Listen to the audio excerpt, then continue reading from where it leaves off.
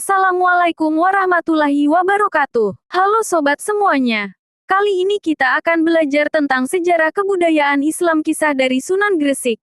Selamat menyaksikan. Biografi Maulana Malik Ibrahim, Sunan Gresik. Nama asli Sunan Gresik adalah Maulana Malik Ibrahim. Beliau berasal dari Kasan, Persia.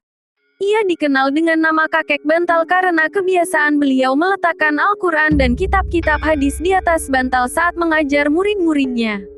Pada tahun 1371 Masehi Sunan Gresik datang ke Pulau Jawa dengan saudaranya Maulana Mahpur, Sayyid Yusuf Mahrabi, dan 40 orang pengiringnya. Mereka datang ke Pulau Jawa untuk menyebarkan agama Islam dan berdagang tepat di daerah desa Sembalo dekat dengan desa Leran Gresik. Dalam kesehariannya Sunan Gresik tidak menentang secara tajam agama dan kepercayaan yang dianut penduduk asli yaitu agama Hindu dan Buddha. Ia berusaha menyampaikan keindahan dan kebaikan yang dibawa Islam.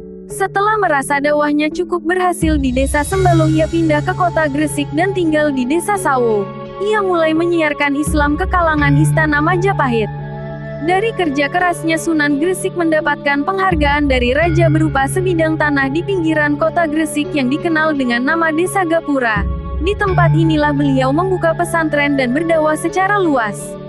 Sunan Gresik wafat pada hari Senin, 12 Rabiul Awal 882 Hijrah bertepatan tanggal 8 April tahun 1419 Masehi, dimakamkan di Desa Gapura, Gresik, Jawa Timur. Peran Sunan Gresik dalam mengembangkan Islam di Indonesia.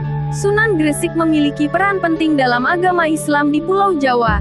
Di antara peran Sunan Gresik dalam berdakwah adalah menyebarkan Islam dengan berdagang.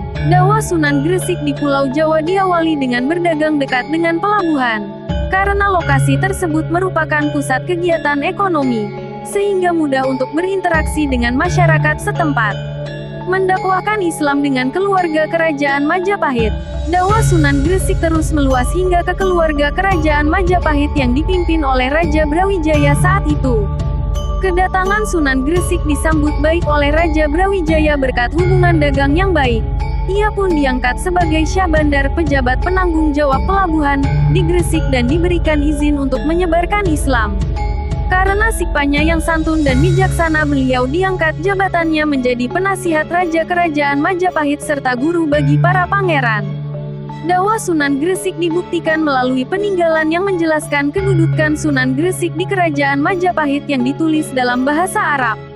Membangun Masjid Pesucinan. Karena sifat-sifat terpujinya Sunan Gresik yang santun dan toleran, masyarakat Gresik pun semakin tertarik untuk memeluk agama Islam.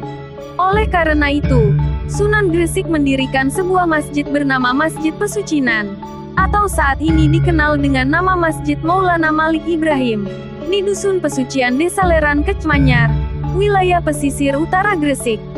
Pada masa itu, masjid tidak hanya digunakan untuk tempat ibadah melainkan juga digunakan sebagai tempat pesantren untuk membina para mubalik, santri, dan masyarakat.